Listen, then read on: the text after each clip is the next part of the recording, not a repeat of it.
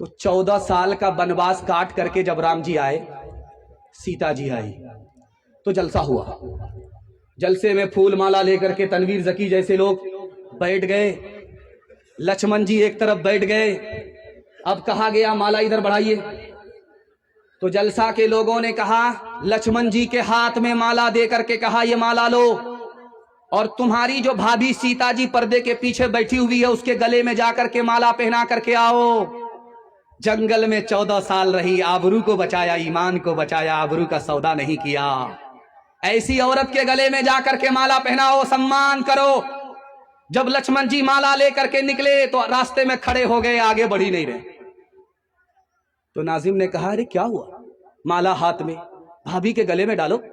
कहा कि मेरी भाभी 4 औरत के साथ बैठी है, मुझे पता ही नहीं कि भाभी कौन है, किसके गले में मैं माला डालूं।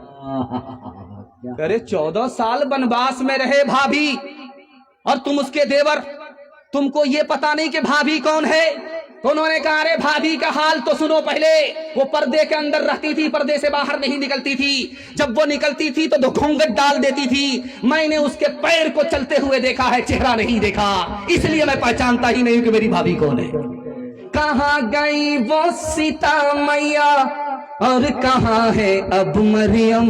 भारतवर्ष में जिनके चरित्र पे गर्व किया करते थे हम, जो अपनी इतिहास भुला दे, आग लगे उस फैशन में, आग लगे उस फैशन में। हिंदुस्तान का चेहरा देखो सच्चाई के दर्पण में, हिंदुस्तान का चेहरा देखो सच्चाई के दर्पण में। अमन की देवी तड़प रही है गांधी जी के आंगन में, गांधी जी के आंगन में।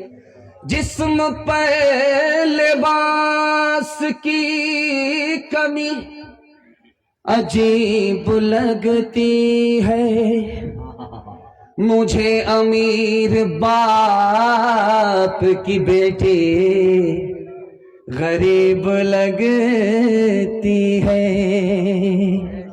जिससे आंचल भी नहीं सर का संभाला जाता,